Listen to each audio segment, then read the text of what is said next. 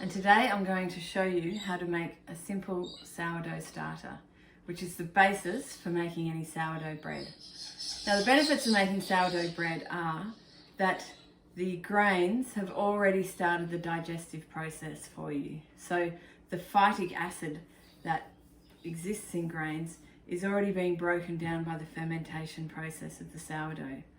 So you don't use yeast in a sourdough, it's just flour and water. And when you're making a sourdough bread, it's just flour, water and salt.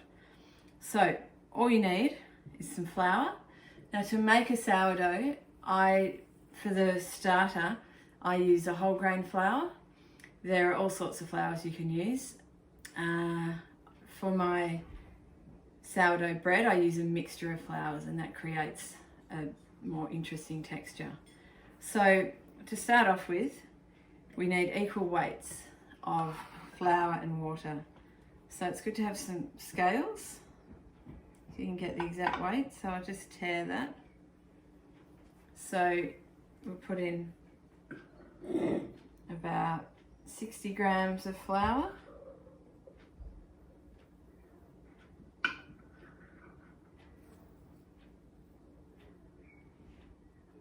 to 60 grams of water.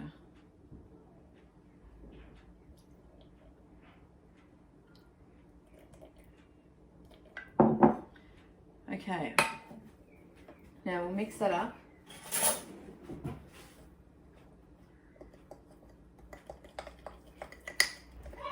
And there you get the beginning of your starter. So it's that simple. And bread making actually is really simple. The only thing is that it takes time. So to make your starter, you need to do this every day for approximately 5 to 20 days. 12 days. Shouldn't take 20 days. So you leave that covered, preferably in a warm spot. Just cover it so that you're not getting flies in it. You don't necessarily want to seal it up because you want some of the air to be getting in. So basically it's drawing on the natural yeast that exist in the air, also in the flour and just in the world around you. So starters actually start to take on a sense of place, so they start to draw in those natural yeasts that are in the environment. So you do this, so the next day you come along and you have a look, see if there are any bubbles. There probably won't be for the first day or so. And then you do exactly the same thing again. Equal parts flour and water, mix it up and then leave it again for another day. And soon you'll start to see some small bubbles starting to appear within that. So it's showing that it's starting to activate and becoming alive. Now when it's ready to go, it will look something like this.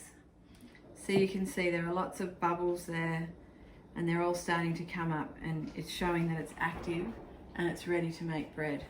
So that is your active sourdough starter, ready to make sourdough bread.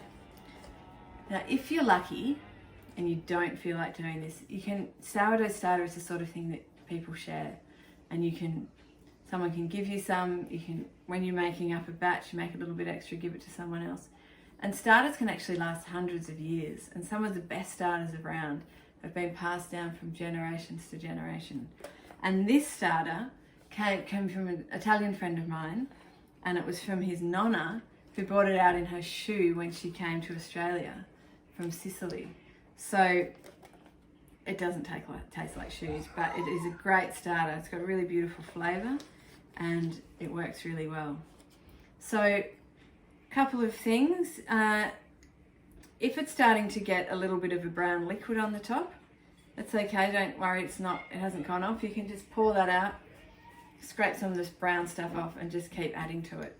So I go through stages where I leave my starter. So if you're baking regularly, each day you just replenish it and then make some more bread.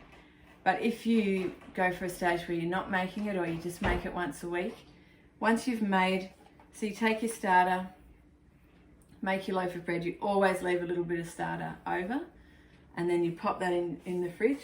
So this is my jar I keep it in. Pop it in the fridge, pop it back in there, pop it in the fridge, and it will stay there for a week. And preferably each week you just feed it a little bit more just to keep it active. I have been known to leave it a bit longer than that, and I've gone in and it looks pretty gross. It's got like brown on the top, smells really strong. But you can just tip that out, scrape the brown off, get the starter at the bottom, start feeding that again, and you can bring it back to life. Okay, so that is how you make a really simple sourdough starter, ready to make sourdough bread.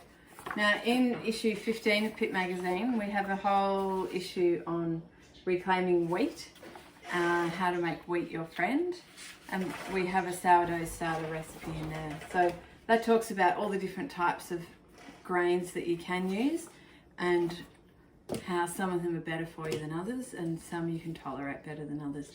But sourdough bread, once you start eating that regularly, if you do have any mild gut intolerances to bread, you should find that that gets better. Obviously there are people who do have serious gut allergies and any grains aren't any good. But yeah, once you've made sourdough bread, you won't look back.